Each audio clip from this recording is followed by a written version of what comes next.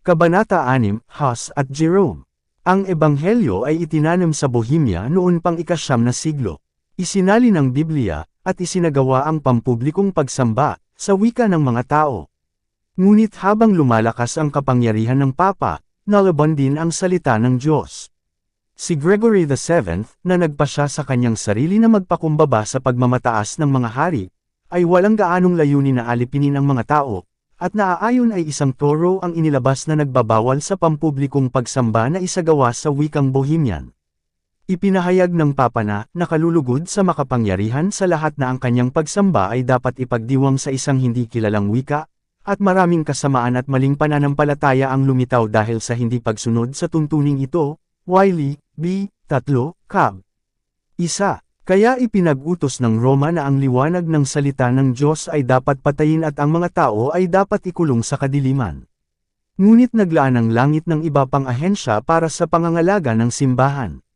Marami sa mga Waldenses at Albigenses, na hinimok ng pag-uusig mula sa kanilang mga tahanan sa France at Italy, ay dumating sa Bohemia. Bagamat hindi sila nang ahas na magturo ng hayag, sila'y nagsipagtrabaho ng buong lihim. Kaya't ang tunay na pananampalataya ay napanatili mula siglo hanggang siglo. Bago ang mga araw ni Huss ay may mga tao sa Bohemia na bumangon upang hatulan ang katiwalian sa simbahan at ang kalapastanganan ng mga tao. Ang kanilang mga paggawa ay nagdulot ng malawakang interes. Ang mga pangamba ng hierarkiya ay napukaw, at ang pag-uusig ay nabuksan laban sa mga alagad ng Ebanghelyo. Itinulak upang sumamba sa kagubatan at kabundukan, sila ay hinabol ng mga sundalo, at marami ang pinatay. Pagkaraan ng isang panahon ay ipinag-utos na ang lahat ng umalis sa pagsamba sa Roma ay dapat sunugin. Ngunit habang ang mga Kristiyano ay nagbuwis ng kanilang buhay, sila ay umaasa sa pagtatagumpay ng kanilang layunin. Isa sa mga nagturo na ang kaligtasan ay matatagpuan lamang sa pamamagitan ng pananampalataya sa ipinako sa krus na tagapagligtas, ay nagpahayag ng mamatay. Ang puot ng mga kaaway ng katotohanan ay nananaig laban sa atin, ngunit hindi ito magpakailanman, may babangon mula sa karaniwang mga tao, na walang tibak o awtoridad, at laban sa kanya ay hindi sila makapananaig. Ibad, B. 3, Cab. 1. Ang panahon ni Luther ay malayo pa, ngunit isa na ang bumangon, na ang patutulaban sa Roma ay magpapakilaw sa mga bansa. Si John Huss ay may mababang kapanganakan, at maagang naulila sa pagkamatay ng kanyang ama. Ang kanyang banal na ina, tungkol sa edukasyon at takot sa Diyos bilang ang pinakamahalagang pag-aari, ay naghangad na makuha ang pamana na ito para sa kanyang anak. Nag-aral si Huss sa paaralang panlalawigan, at pagkatapos ay nag-ayos sa Universidad sa Prague, na natanggap bilang isang charity scholar. Siya ay sinamahan sa paglalakbay sa Prague ng kanyang ina, balo at mahirap, wala siyang mga kaloob na makamundong kayamanan na ipagkakaloob sa kanyang anak. Ngunit habang papalapit sila sa dakilang lungsod, lumuhad siya sa tabi ng batang walang ama at hiniling para sa kanya ang pagpapala ng kanilang ama sa langit. Hindi napagtanto ng ina na iyon kung paano sasagutin ang kanyang panalangin. Sa universidad, hindi nagtagal ay nakilala ni Huss ang kanyang sarili sa pamamagitan ng kanyang walang pagod na aplikasyon at mabilis na pag-unlad, habang ang kanyang walang kapintasang buhay at banayad, matagumpay na pag-uugali ay nagtamo sa kanya ng pangkalahatang pagpapahalaga. Siya ay isang tapat na tagasunod ng simbahang Romano at isang marubdob na naghahanap ng mga espiritual na pagpapala na sinasabing ibinibigay nito.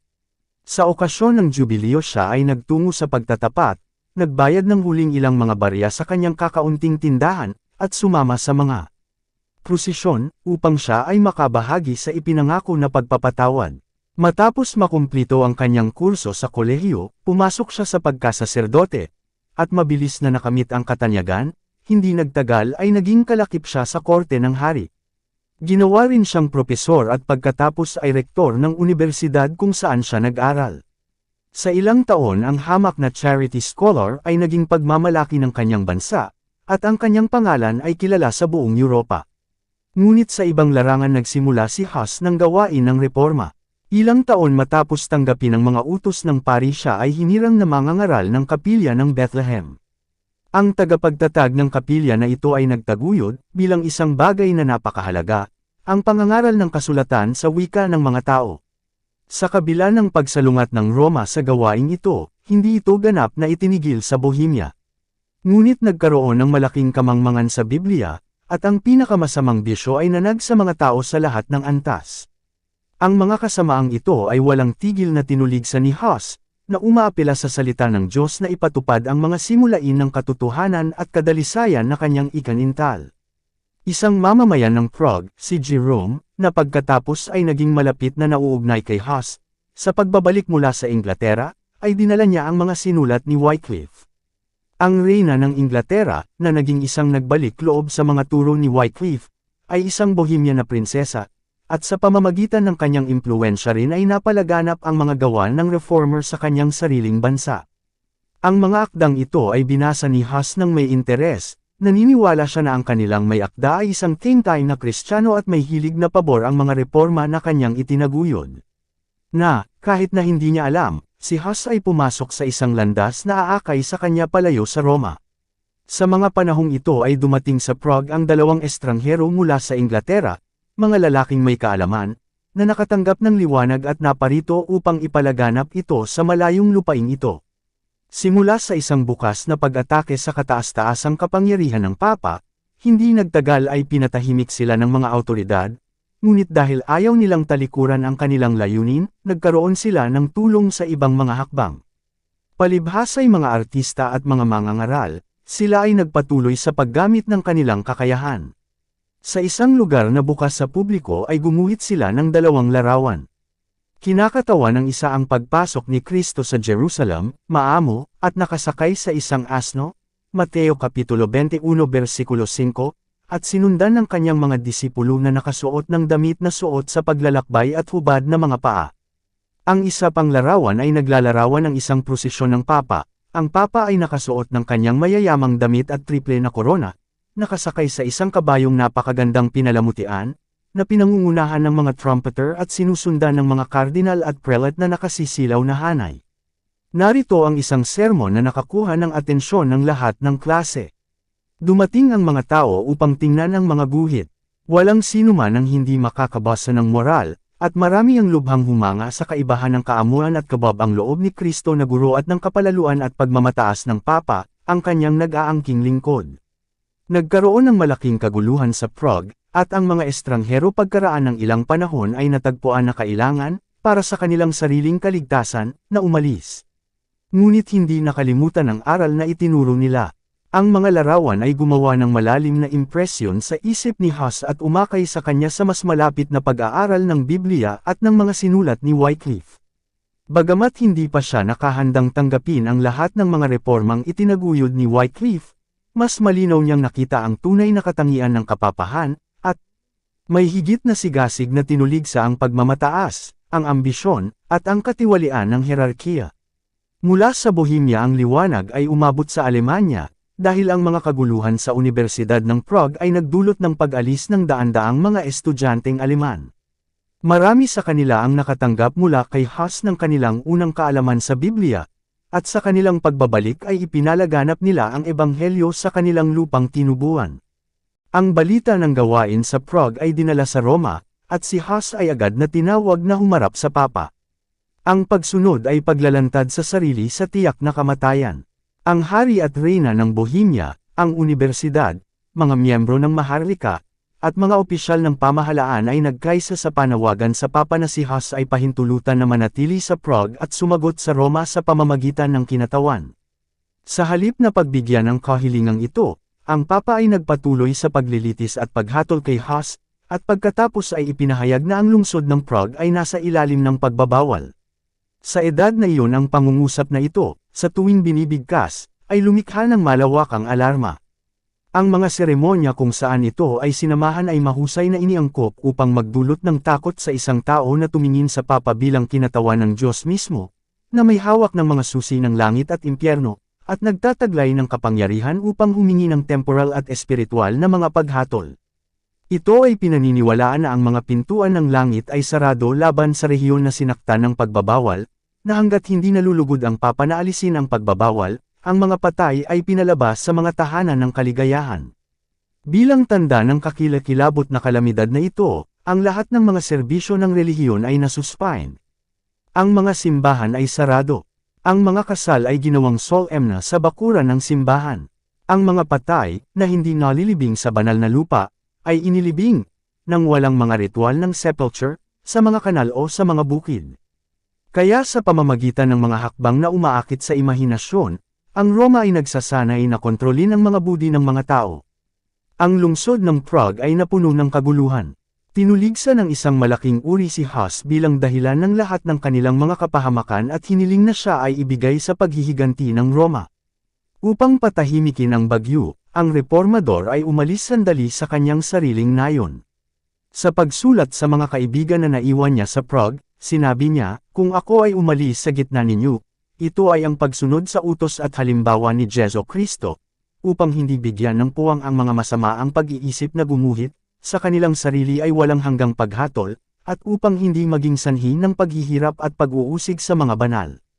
Ako ay nagretiro na rin dahil sa pangamba na ang masasamang pari ay maaaring magpatuloy ng mas mahabang panahon upang ipagbawal ang pangangaral ng salita ng Diyos sa gitna ninyo. Ngunit hindi ko kayo binitawan na tanggihan ang banal na katotohanan, kung saan, sa tulong ng Diyos, ako ay handang mamatay." 1 shows The Reformers Before the Reformation, Volume 1, p.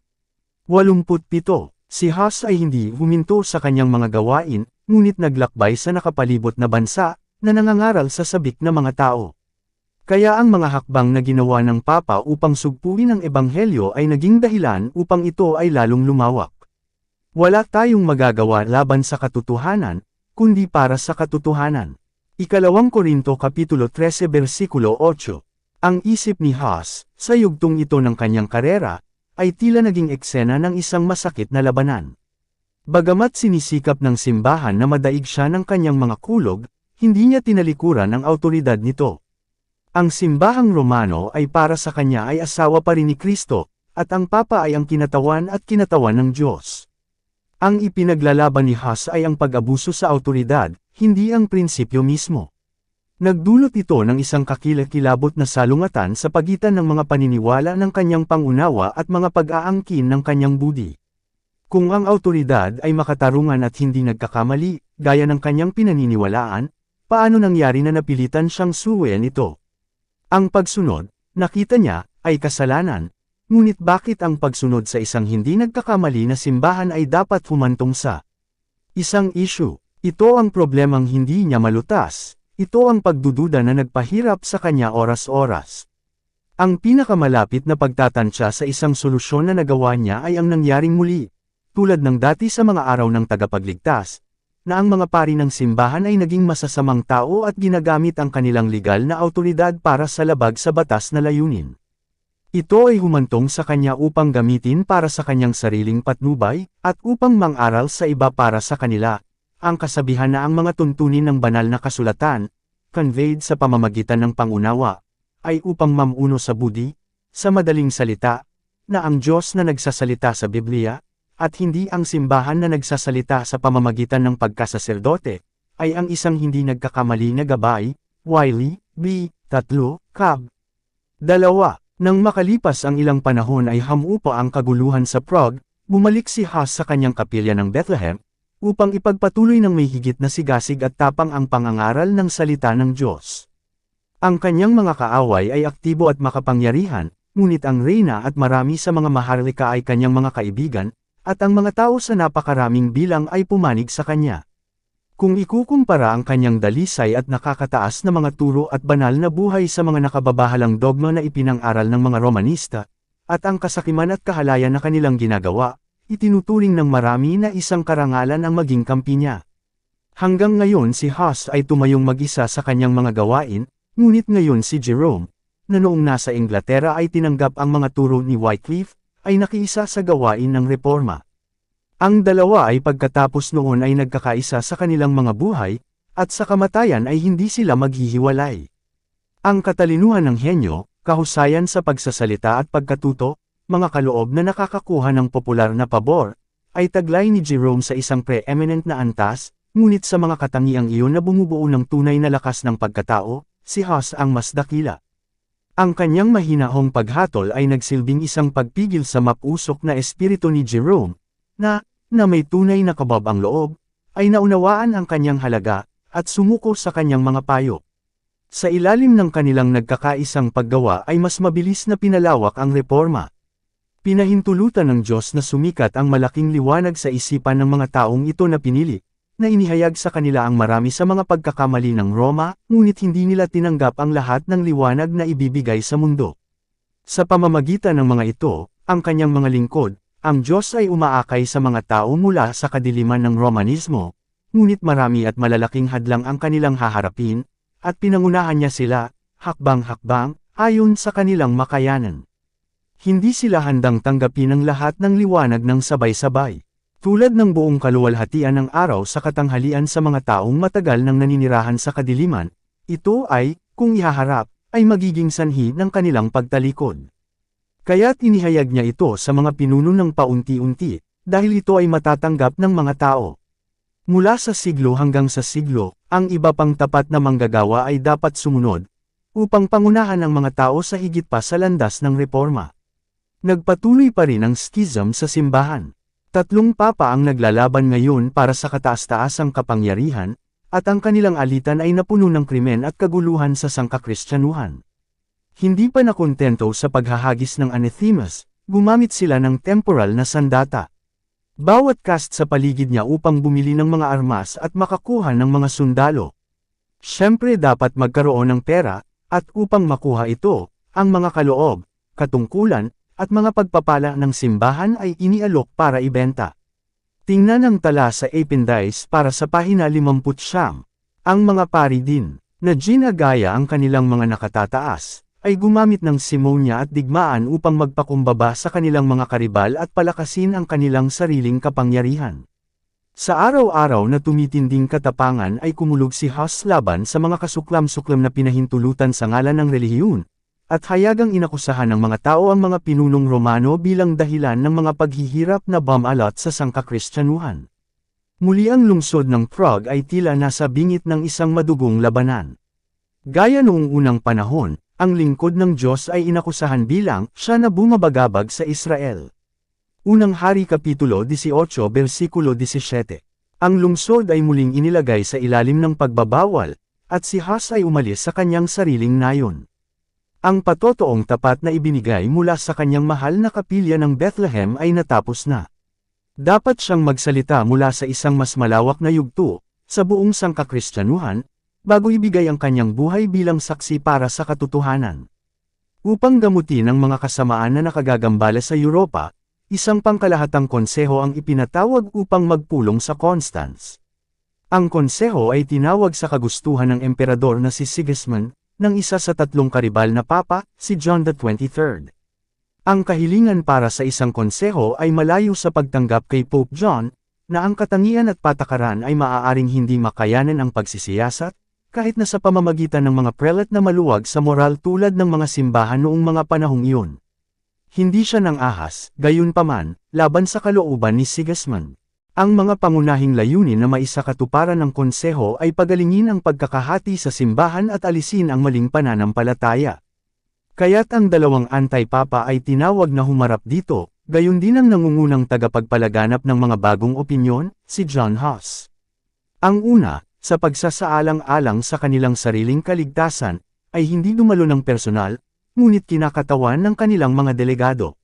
Si Papa Juan, bagaman tila ang convoker ng konseho, ay dumating dito na may maraming pag-aalinlangan, pinaghihinalaan ang lihim na layunin ng emperador na patalsikan siya, at natatakot na mapanagot sa mga bisyong nagpahiya sa tiara, gayon din sa mga krimen na ay sinigurado ito.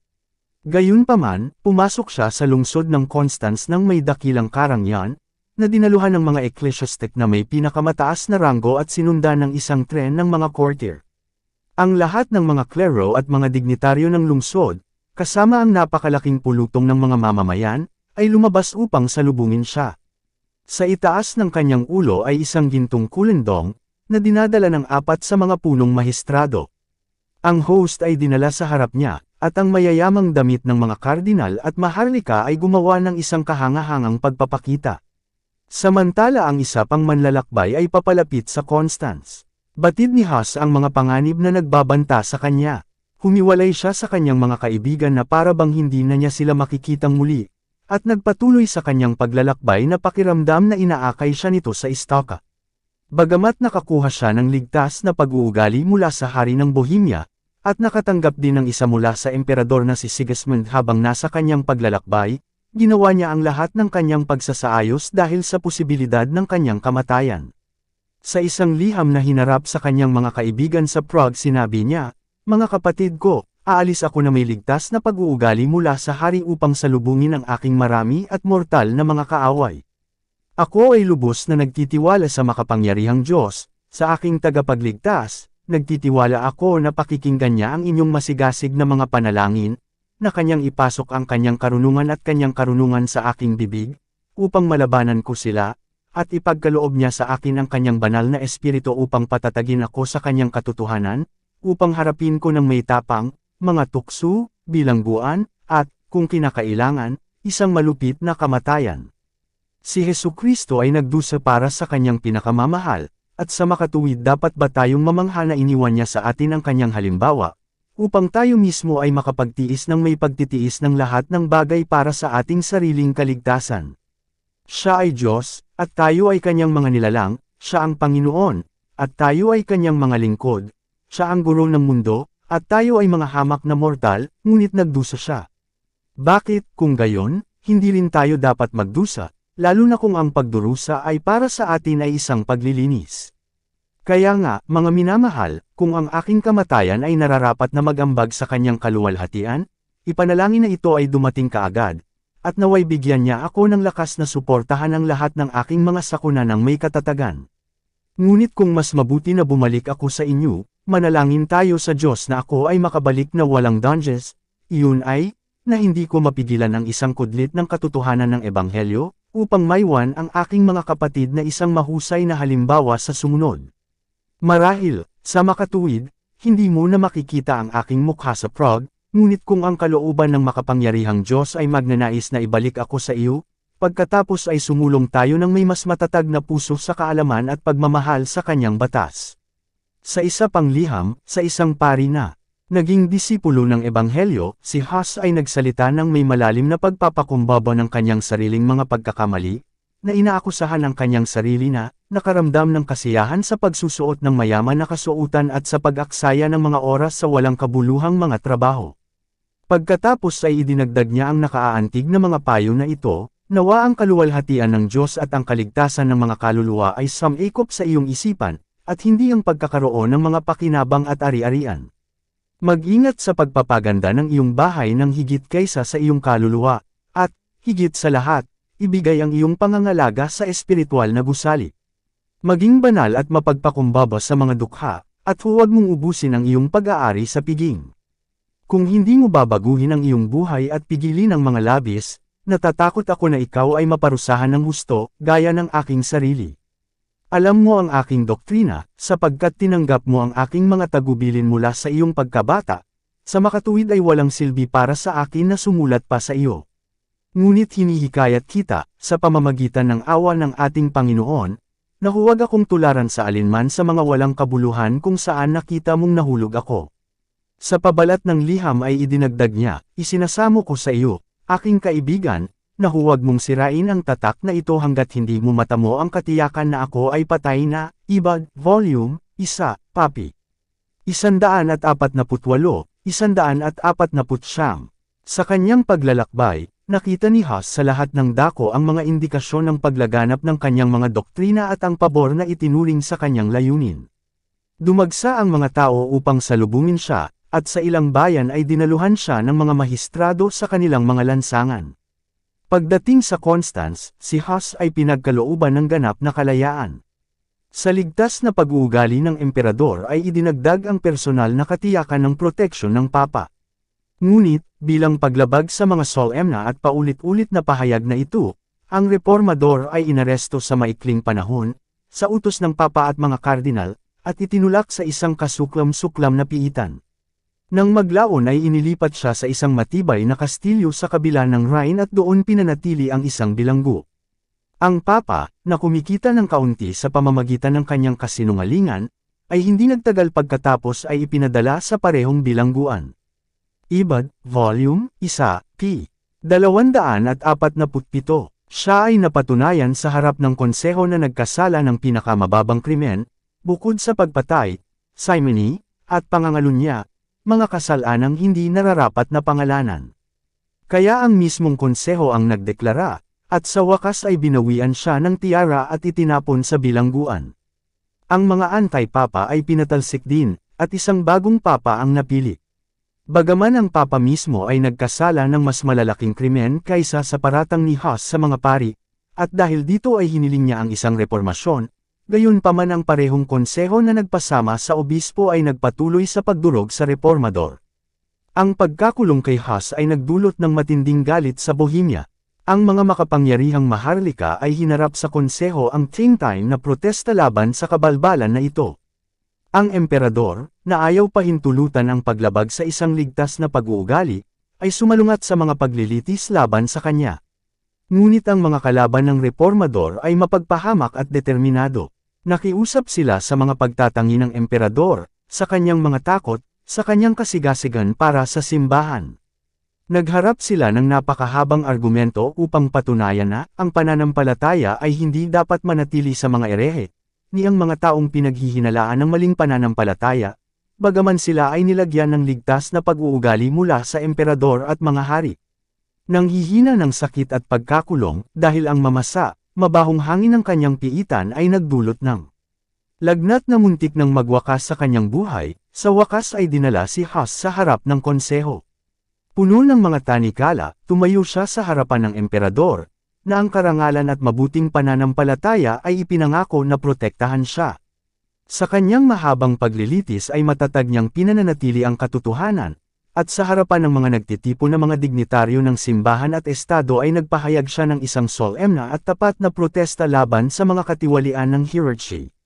Nang kailanganin na pumili kung tatanggalin niya ang kanyang mga doktrina o dadanasan ang kamatayan, tinanggap niya ang kapalaran ng martir. Ang biyaya ng Diyos ang nagpapanatili sa kanya. Sa mga linggo ng pagdurusa na lumipas bago ang kanyang huling hatol, na puno ng kapayapaan ng langit ang kanyang kaluluwa. Isinulat ko ang liham na ito, sabi niya sa isang kaibigan, sa aking bilangguan, at sa aking nakagapos na kamay, na naghihintay sa aking hatol ng kamatayan bukas. Kapag, sa tulong ni Hesukristo, tayo ay muling magkikita sa masarap, kapayapaan ang hinaharap na buhay, matututuhan mo kung gaano kaawa ang Diyos na nagpakita ng kanyang sarili sa akin, kung gaano kaepektibo ang kanyang pagsuporta sa akin sa gitna ng aking mga tukso at pagsubok. Bonchos, Volume 2, p. 67. Sa dilim ng kanyang piitan ay nakita niya ang pagtatagumpay ng tunay na pananampalataya. Pagbalik sa kanyang mga panaginip sa kapilya sa Prague kung saan siya ay nangaral ng ebanghelyo, nakita niya ang papa at ang kanyang mga obispo na nagtanggal ng mga larawan ni Kristo na kanyang ipininta sa mga dingding nito.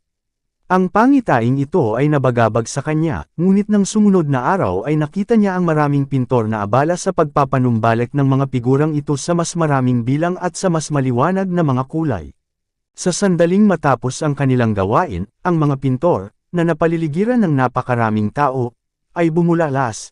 Ngayon hayaan ang mga papa at mga obispo, hindi na nila kailanman aalisin pa.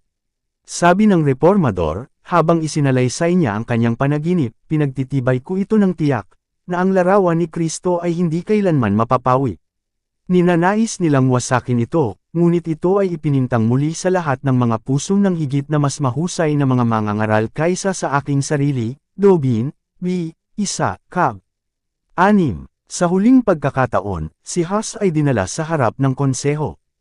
Ito ay isang malawak at makinang na pagpupulong, ang emperador, ang mga prinsipe ng imperyo, ang mga kinatawan ng hari, ang mga kardinal, mga obispo, at mga pari, at isang napakalaking pulutong na dumating bilang mga manunood ng mga kaganapan noong araw. Mula sa lahat ng bahagi ng sangkakristyanuhan ay natipon ang mga saksi ng unang dakilang sakripisyong ito sa mahabang pakikibaka kung saan ang kalayaan ng Budi ay natatamo. Palibhasa ay tinawag para sa kanyang pangwakas na pasya, ipinahayag ni Hus ang kanyang pagtanggi na tumanggi, at itinuon ang kanyang matalim na sulyap sa monarko na ang malungkot na salita ay walang kahihiyang nilabag. Ipinahayag niya, ako ay nagpasya, sa aking sariling kalooban, na humarap dito, konseho, sa ilalim ng pampublikong proteksyon at pananampalataya ng emperador na naruroon, Bonchos, Volume 2, p. 84. Isang malalim na pamumula ang namumula sa mukha ni Sigismund habang ang mga mata ng lahat ng nasa kapulungan ay nakatutok sa kanya. Nang mabigkas ang pangungusap, nagsimula ang seremonya ng pagkasira. Dinamitan ng mga obispo ang kanilang bilanggo ng sacerdotal na ugali, at habang kinukuha niya ang kasuotang pari, sinabi niya, ang ating Panginoong Jesu Kristo ay natatakpan ng puting balabal, bilang pang-iinsulto, nang si Herodes ay dalhin siya sa harap ni Pilato, Ibad, Volume 2, p. 86. Palibhasa'y muling hinimok na bawiin, siya ay tumugon, lumingon sa mga tao, sa anong mukha, kung gayon, mamasdan ko ang langit. Paano ko titingnan ang napakaraming tao na pinangaralan ko ang dalisay na ebanghelyo? Hindi, mas pinahahalagahan ko ang kanilang kaligtasan kaysa sa kaawa-awang katawan na ito, na ngayon ay itinalaga sa kamatayan. Isa-isang tinanggal ang mga kasuotan, bawat obispo ay bumibigkas ng sumpa habang ginagawa niya ang kanyang bahagi ng seremonya. Sa wakas, inilagay nila sa kanyang ulo ang isang takip o hugis pyramidal na mitre ng papel, kung saan pininturahan ang nakakatakot na mga larawan ng mga demonyo, na may salitang orgeretic, na kitang-kita sa harap. Labos sa kagalakan, sabi ni Huss, isusuot ko ba itong putong ng kahihiyan para sa iyo, o Jesus, na para sa akin ay nagsuot ng koro ng tinik?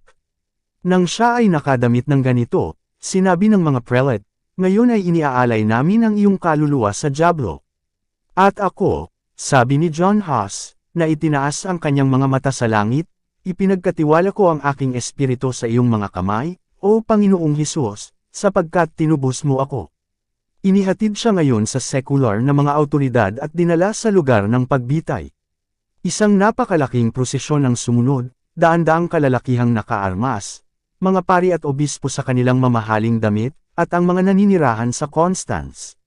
Nang siya ay itali sa Toulouse, at ang lahat ay handa na para sa apoy na masisindi, ang martir ay muling pinayuhan na iligtas ang kanyang sarili sa pamamagitan ng pagtalikod sa kanyang mga pagkakamali. Anong mga pagkakamali? Sabi ni Huss, ang aking tatalikuran. Alam kong wala akong kasalanan sa sarili ko. Tinatawag ko ang Diyos upang saksihan na ang lahat ng aking isinulat at ipinang-aral ay may layuning iligtas ang mga kaluluwa mula sa kasalanan at kapahamakan, at, sa makatuwid, lubos na masayang. Pagtitibayin ko sa pamamagitan ng aking dugo ang katotohanang aking isinulat at ipinang-aral, Ibad, B. 3, Cab. 7. Nang magningas ang apoy sa paligid niya, nagsimula siyang umawit, Jesus, anak ni David, maawa ka sa akin, at nagpatuloy hanggang sa ang kanyang tinig ay tumahimik magpakailanman. Maging ang kanyang mga kaaway ay tinamaan sa kanyang kabayanihan. Ang isang masigasig na papa, na naglalarawan sa pagkamartir ni Huss, at ni Jerome, na namatay sa lalong madaling panahon, ay nagsabi, parehong pinagbata ang kanilang sarili ng may palagiang pag-iisip ng malapit na ang kanilang huling oras. Naghanda sila para sa apoy na parang pupunta sila sa piging ng kasal. Wala silang isinisigaw sa sakit. Nang sumikat ang apoy, nagsimula silang umawit ng mga himno, at mahirap mapahinto ng matinding apoy ang kanilang pag-awit. Nang ang katawan ni Huss ay ganap na natupok, ang kanyang mga abo, kasama ang lupang kanilang pinagpahingahan, ay tinipon at itinapon sa Rhine, at sa gayon ay dinadala sa karagatan. Walang kabuluhang inisip ng mga mang-uusig sa kanya na naalis na nila ang mga katotohanang ipinang-aral niya. Hindi nila pinangarap na ang abo noong araw na iyon ay dinala sa dagat ay magiging gaya ng binhing nakakalat sa lahat ng mga lupain sa lupa, na sa mga lupaing hindi pa kilala ay magbubunga ito ng masaganang bunga sa mga saksi para sa katotohanan. Ang tinig na nagsalita sa bulwagan ng konseho ng Constance ay nagpagising sa mga alingaw na maririnig sa lahat ng darating na panahon. Wala na si Huss, ngunit ang mga katotohanan kung saan siya namatay ay hinding-hindi mawawala.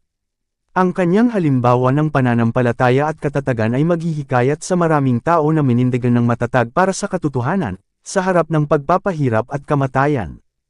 Ang kanyang pagbitay ay nagpakita sa buong mundo ng mapanlinlang na kalupitan ng Roma. Ang mga kaaway ng katotohanan, bagamat hindi nila alam, ay itinataguyod ang layunin na walang kabuluhan nilang hinahangad na wasakin. Isa pang stake ang itatayo sa Constance. Ang dugo ng isa pang saksi ay dapat magpatotoo para sa katotohanan. Si Jerome, nang magpaalam kay Huss sa kanyang pag-alis para sa konseho, ay hinimok siya sa lakas ng loob at katatagan, na ipinahayag na kung siya ay mahulog sa anumang panganib, siya mismo ay lilipad sa kanyang tulong. Nang marinig ang pagkabilanggo ng reformador, agad na naghanda ang tapat na alagad upang tuparin ang kanyang pangako. Nang walang ligtas na pag-uugali, umalis siya, kasama ang isang kasama, para kay Constance.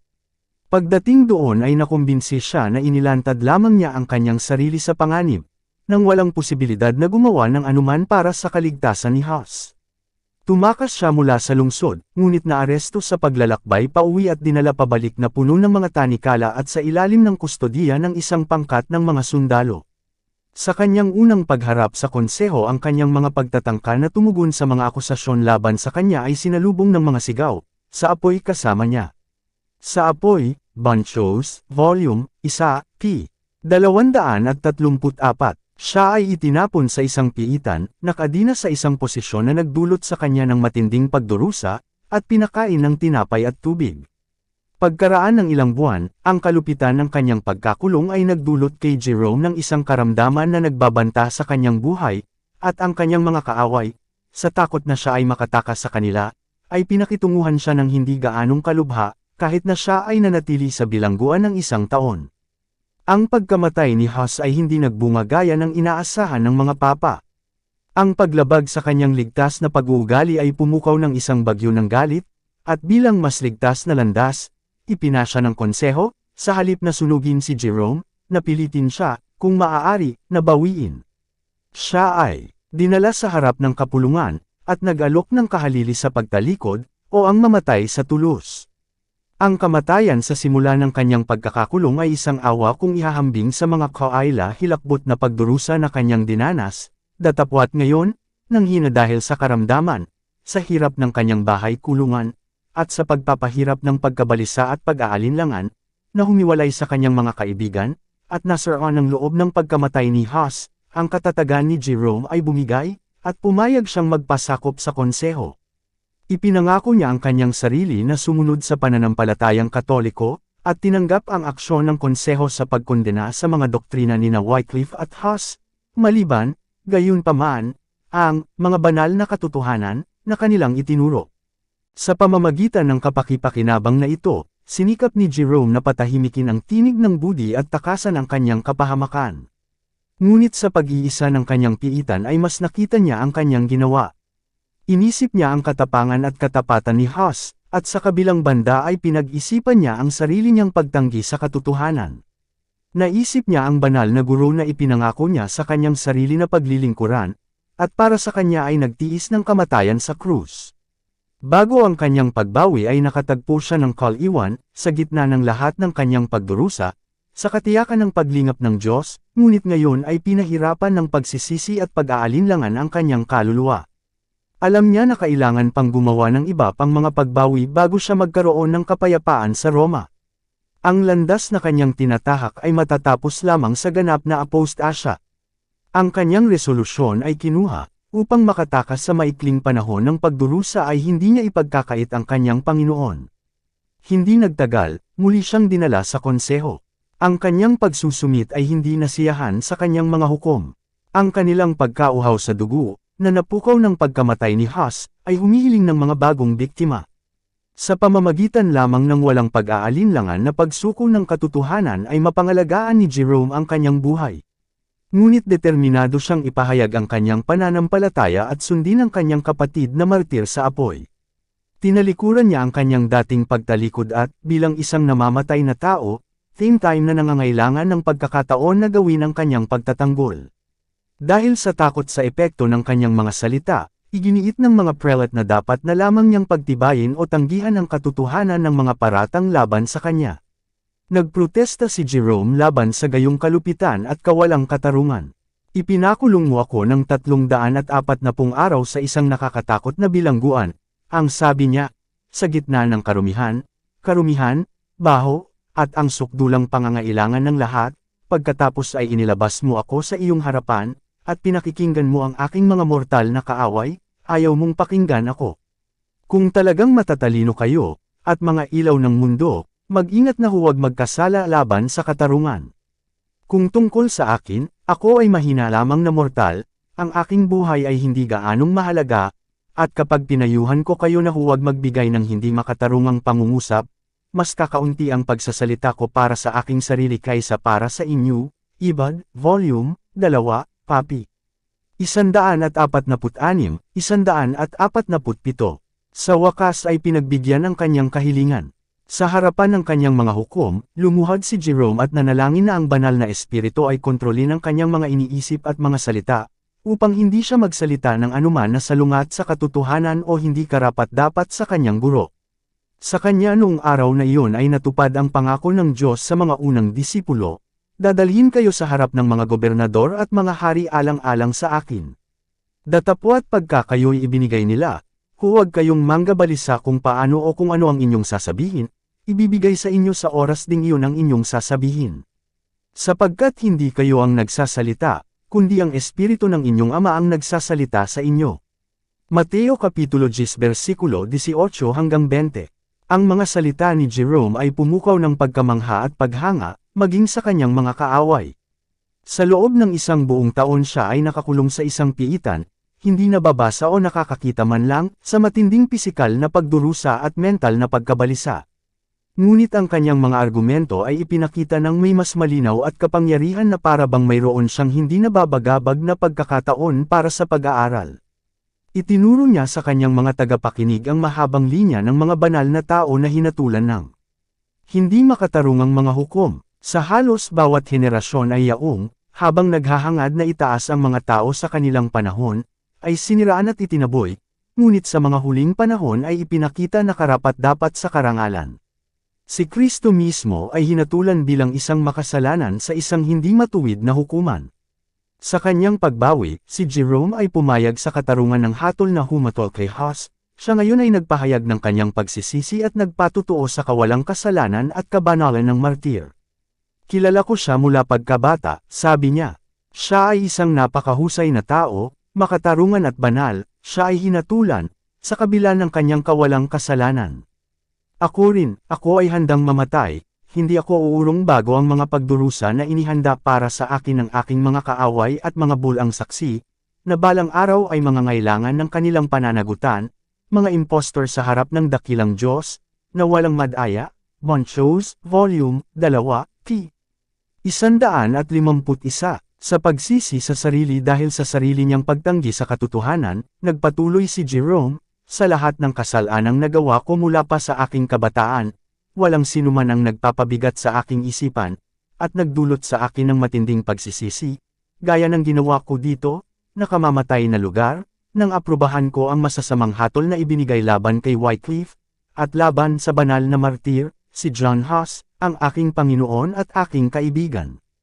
Oo, ipinagtatapat ko ito mula sa aking puso, at ipinahahayag ng may kakilakilabot na ako ay nahiya ng may kahihiyan ng, sa pamamagitan ng takot sa kamatayan, hinatulan ko ang kanilang mga doktrina.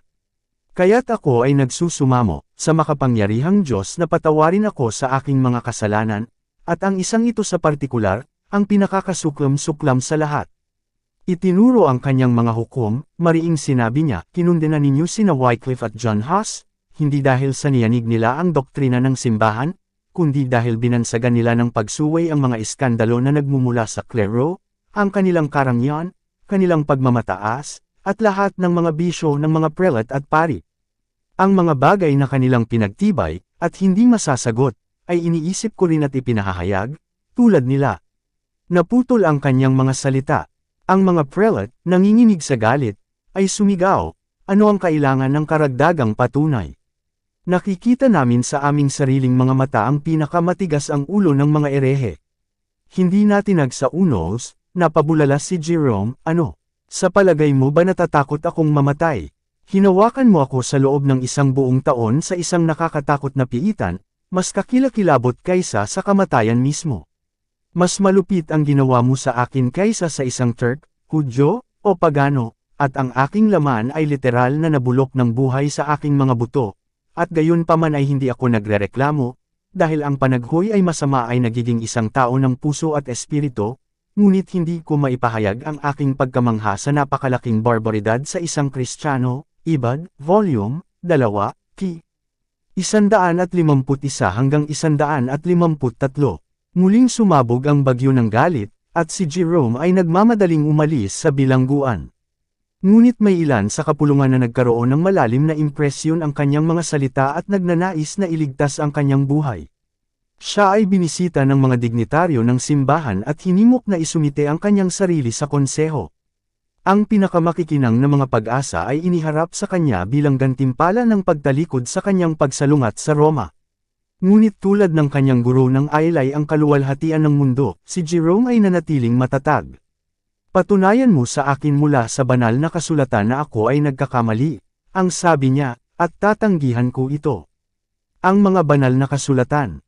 Bulalas ng isa sa kanyang manunukso, kung gayon, ang lahat ba ay hahatulan nila? Sino ang makakaunawa sa mga ito hanggang sa maipaliwanag ng simbahan ang mga ito? Ang mga tradisyon ba ng mga tao ay higit na karapat-dapat sa pananampalataya kaysa sa ebanghelyo ng ating tagapagligtas? Sagot ni Jerome, hindi pinayuhan ni Pablo ang mga sinulatan niya na makinig sa mga tradisyon ng mga tao, ngunit sinabi, isaliksikan ang mga kasulatan. Erehe, ang sagot nito, nagsisi ako sa mahabang pagsusumamo sa iyo.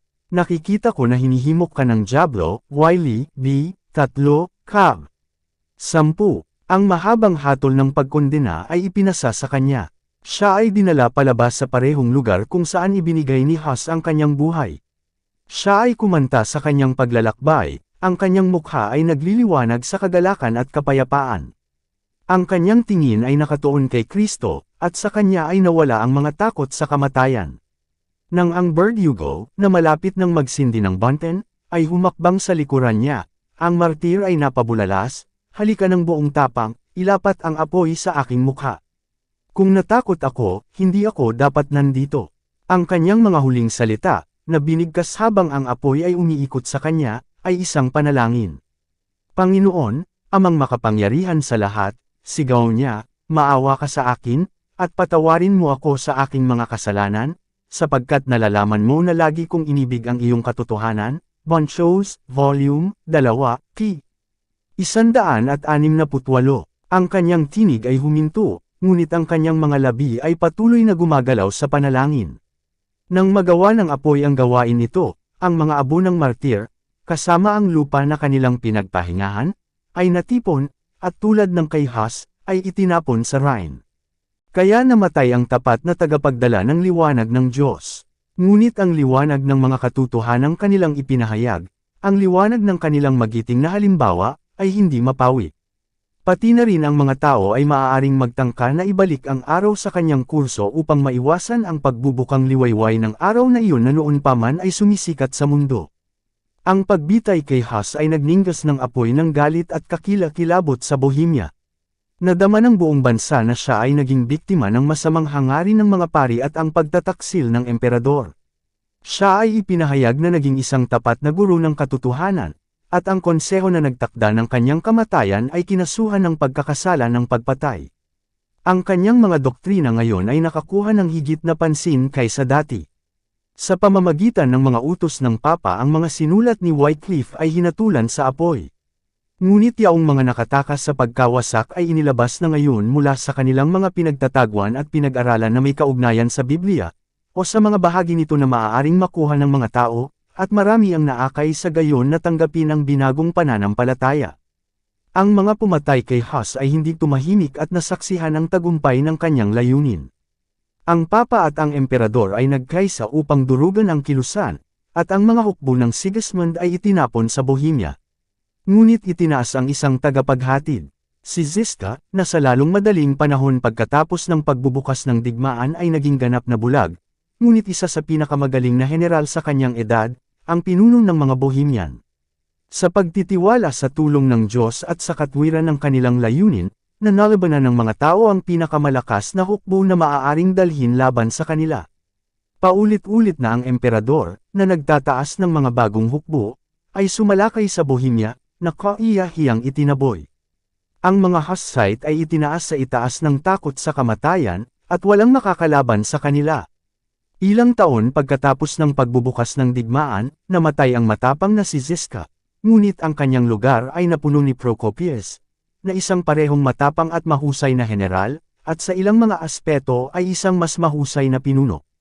Ang mga kaaway ng Bohemians, na alam na ang bulag na mandirigma ay patay na, ay itinuturing na favorable ang pagkakataon para mabawi ang lahat ng nawala sa kanila. Ang Papa ngayon ay nagpahayag ng isang krusada laban sa mga Hussite, at muli ang isang napakalaking puwersa ay pinaulanan ng Bohemia, ngunit dumanas lamang ng matinding pagkatalo. Isa pang krusada ang ipinahayag. Sa lahat ng mga bansang Papa sa Europa, ang mga tao, pera, at mga sandata ng digmaan ay itinaas. Maraming tao ang dumagsa sa pamantayan ng Papa, tiniyak na sa wakas ay matatapos ang mga ereheng Hussite. Tiwala sa tagumpay, ang malawak na puwersa ay pumasok sa Bohemia. Nagrally ang mga tao para palayasin sila. Naglapitan ang dalawang hukbo hanggang sa ilog na lang ang nasa pagitan nila. Ang mga krusada ay nasa napakahusay na puwersa, ngunit sa halip na tumawid sa batis, at isara ang pakikipaglaban sa mga Hussite na kanilang naabutan ng napakalayo upang matugunan, sila ay nakatayong tahimik na nakatingin sa mga mandirigmang iyon. Pagkatapos ay biglang bumagsak ang isang misteryosong takot sa host. Nang walang isang suntok, ang makapangyarihang puwersang iyon ay nabasag at nagkalat na parang pinaalis ng isang hindi nakikitang kapangyarihan. Napakaraming bilang ang napatay ng hukbong Hussite, na tumugis sa mga takas, at isang napakalaking nadembong ang nahulog sa mga kamay ng mga nagwagi, kaya't ang digmaan, sa halip na magpahirap, ay nagpayaman sa mga Bohemian. Pagkalipas ng ilang taon, sa ilalim ng isang bagong papa, isa pang krusada ang itinakda. Tulad ng dati, ang mga tao at paraan ay nakuha mula sa lahat ng papal na bansa ng Europa. Napakahusay ng mga panghihikayat na ibinibigay sa mga dapat makisali sa mapanganib na negosyong ito. Ang buong kapatawaran sa mga pinakakasuklam-suklam na krimen ay natiyak sa bawat crusader. Ang lahat ng namatay sa digmaan ay punanggakuan ng masaganang gantimpala sa langit, at ang mga nakaligtas ay aani ng karangalan at kayamanan sa larangan ng labanan. Muli ang isang malawak na hukbo ay nakolekta, at sa pagtawid sa hangganan ay pumasok sila sa Bohemia. Ang mga puwersa ng Hussite ay bumagsak sa harap nila, kaya't ang mga mananalakay ay hinihila ng palayo sa bansa, at pinangunahan sila upang bilangin ang tagumpay na napanalunan na. Sa wakas ang hukbo ni Procopius ay tumayo, at lumingon sa kalaban, sumulong upang labanan sila. Ang mga Crusaders, na ngayon ay natuklasan ng kanilang pagkakamali, nakahiga sa kanilang kampo na naghihintay sa simula. Habang ang tunog ng paparating na puwersa ay narinig, bago pa man makita ang mga Hussite, isang sindek muli ang dumating sa mga krusada. Ang mga prinsipe, general, at karaniwang mga sundalo, na itinapon ang kanilang baluti, ay tumakas sa lahat ng direksyon. Sa walang kabuluhan ang papal legate, na siyang pinuno ng pagsalakay, ay nagsikap na tipunin ang kanyang takot at di-organisadong puwersa. Sa kabila ng kanyang buong pagsisikap, siya mismo ay natangay sa agos ng mga takas. Ang pagkatalo ay kumpleto, at muli ang isang napakalaking nadembong ay nahulog sa mga kamay ng mga nanalo. Kaya sa pangalawang pagkakataon, ang isang malawak na hukbo, na ipinadala ng pinakamakapangyarihang mga bansa sa Europa, isang hukbo ng magigiting, mahilig makipagdigma ng mga lalaki, na sinanay at nasangkapan para sa labanan, ay tumakas ng walang suntok sa harap ng mga tagapagtanggol ng isang maliit at hanggang ngayon mahinang bansa. Narito ang isang pagpapakita ng banal na kapangyarihan. Ang mga mananakop ay sinaktan ng isang supernatural na takot. Siya na nagpabagsak sa mga hukbo ni Faraon sa dagat na pula, na nagpalaeyas sa mga hukbo ng Midian sa harap ni Gideon at ng kanyang 300, na sa isang gabi ay ibinaba ang mga puwersa ng palalong Assyrian, ay muling iniunat ang kanyang kamay upang matuyo ang kapangyarihan, ng nang-aapi. Nandoon sila sa malaking takot, kung saan walang takot, sapagkat pinanggalit ng Diyos ang mga buto niyang humahantong laban sa iyo, iyong inilagay sila sa kahihiyan, sapagkat hinamak sila ng Diyos. Awit Kapitulo 53 versikulo 5. Ang mga pinuno ng Papa, na nawalan ng pag-asa na manakop sa pamamagitan ng puwersa, sa wakas ay gumamit ng diplomasya. Isang kompromiso ang pinasok, na habang sinasabing ipagkaloob sa mga Bohemian ang kalayaan ng Budi, ay talagang ipinagkanulo sila sa kapangyarihan ng Roma.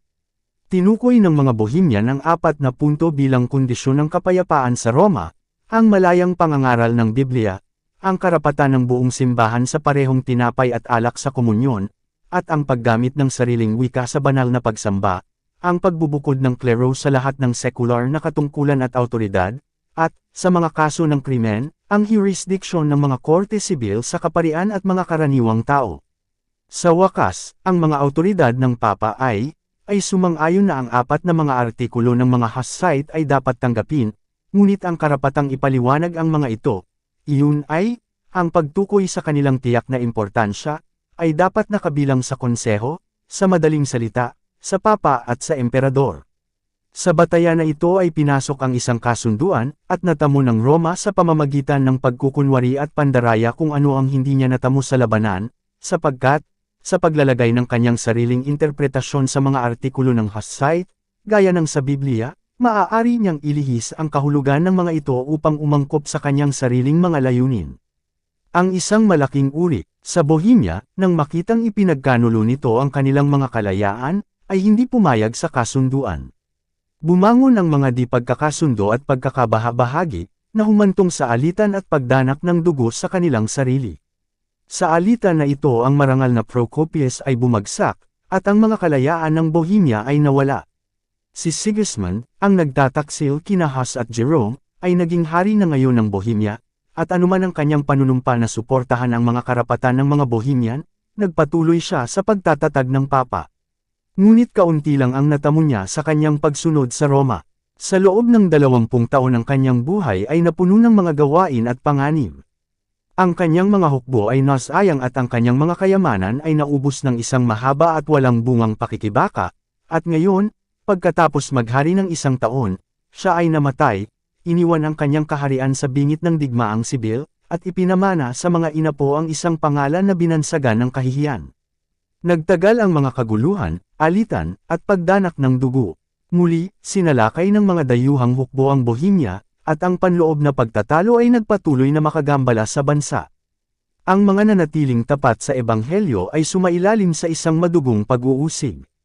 Habang ang kanilang mga dating kapatid, na nakipagkasundo sa Roma, ay tinanggap ang kanyang mga pagkakamali, yaong mga sumunod sa sinaunang pananampalataya ay nabuo ang kanilang sarili sa isang natatanging simbahan, na tinawag ang pangalan ng United Brethren. Ang gawaing ito ay nagdulot sa kanila ng mga moldisayon mula sa lahat ng uri. Gayunpaman ang kanilang katatagan ay hindi natitinag. Pinilit na humanap ng kanlungan sa kakahuyan at mga kuweba, nagtipon pa rin sila upang basahin ang salita ng Diyos at magkaisa sa pagsamba sa Kanya. Sa pamamagitan ng mga messenger na lihim na ipinadala sa iba't ibang bansa, nalaman nila na dito at doon ay, bukod na mga tagapagpahayag ng katotohanan, iilan sa lungsod na ito at iilan doon, ang layunin, tulad ng kanilang sarili, ng pag-uusig, at sa gitna ng mga bundok ng Alps ay may isang sinaunang simbahan, na nakapatong sa mga pundasyon ng kasulatan, at tumututol laban sa idolatrosong katiwalian ng Roma, Wiley, B. 3, Cab. 19. Ang katalinuhan na ito ay tinanggap ng may malaking kagalakan, at isang sulat ang binuksan sa mga Kristiyanong Waldensian. Matatag sa Ebanghelyo, ang mga Bohemian ay naghintay sa buong gabi ng kanilang pag-uusig, sa pinakamadilim na oras na ibinaling pa rin ang kanilang mga mata sa abot tanaw tulad ng mga taong nagbabantay sa umaga. Ang kanilang kapalaran ay itinalaga sa masasamang araw, ngunit, naalala nila ang mga salitang unang binigkas ni Huss, at inulit ni Jerome, na isang siglo ay kailangang umikot bago sumapit ang araw. Ito ay para sa mga Taborita, Huss site kung ano ang mga salita ni Jose sa mga tribo sa bahay ng pagkaalipin, ako ay mamamatay, at tiyak na dadaawin ka ng Diyos, at ilalabas ka, Ibad, B. 3, Cab. 19. Nasaksihan ng pagtatapos ng ika-15 siglo ang mabagal ngunit tiyak na pag-unlad ng mga simbahan ng mga kapatid. Bagamat malayo sa pagiging hindi nababagabag, nasiyahan pa rin sila sa paghahambing na pahinga. Sa pagsisimula ng ika-16 na siglo ang kanilang mga simbahan ay may bilang na 200 sa Bohemia at Moravia. Ezra Hall Gillett, Life and Times of John Huss, Volume 2, p. 570. Napakaganda ng nalabina, na nakatakas sa mapang wasak na puot ng apoy at espada, ay pinahintulutang makita ang bukang liwayway ng araw na iyon na inihula ni Huss. Dito nagtatapos ang Kabanata 6. Para updated ka sa susunod na kabanata, ay huwag kalimutang mag-subscribe, mag-follow at mag-share sa ating channel Renilab TV. Maraming salamat po.